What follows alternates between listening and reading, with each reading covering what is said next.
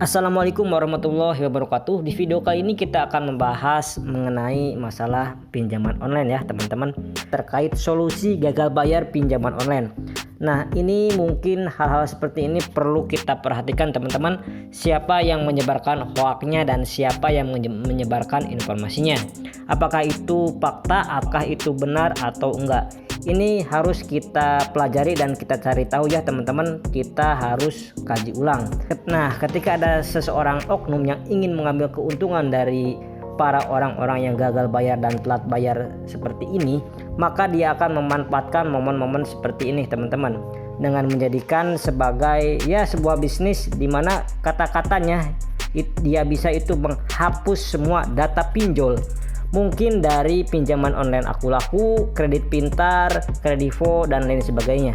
Jadi hutangnya itu otomatis lunas dengan membayar tagihan ya teman-teman, sebesar kurang lebih sekitar yang saya dapatkan informasi sebesar 250.000 ya teman-teman. Nah, kalau menurut saya pribadi ini 1000% nggak mungkin ya teman-teman. Kenapa? Ya bisa jadi kan ini cuman modus penipuan aja teman-teman. Ya gimana mungkin, misal nih pinjol itu kan punya database, punya backup server, terus tiba-tiba keuangan kan ada juga divisi finansial dan divisi yang lainnya ya, yang nggak mungkin kan cuman satu orang bisa berperan itu menghapus semua data tersebut di satu perusahaan. Itu enggak sesimpel itu ya teman-teman, dan enggak sesimpel yang teman-teman bayangkan. Nah, orang ini katanya mungkin IT-nya ya teman-teman yang bisa menghapus data, jadi enggak mungkin dong, itu kan urusannya sama duit ya teman-teman. Misal begini ya teman-teman, itu uang sudah cair, teman-teman itu bisa menghapus database server di pinjolnya. Itu apakah bisa menghapus rekening koran ataupun ya istilahnya catatan historis mutasi dari rekening perusahaan? Itu kan nggak mungkin teman-teman. Jadi kebanyakan orang-orang seperti ini itu adalah orang-orang yang memang sengaja dimanfaatkan kepanikan, memberikan penawaran solusi yang katanya itu benar-benar menjadi sebuah solusi banget. Ya ujung-ujungnya teman-teman itu adalah penipuan. Jadi untuk teman-teman yang mendengar informasi seperti ini harus berhati-hati ketika mendapatkan tawaran hapus data pinjol seperti ini.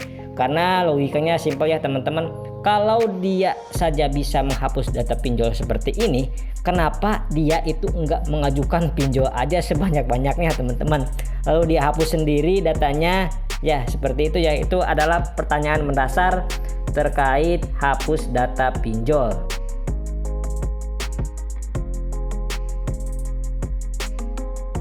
Nah, ini tentu saja hal yang cukup menarik untuk kita bahas, di mana bahwa dasar hukum yang mereka ajukan adalah tentang lari dari kewajiban. Ya blokir nomor WA, blokir nomor pinjol, itu kan sebenarnya nggak usah takut ya teman-teman.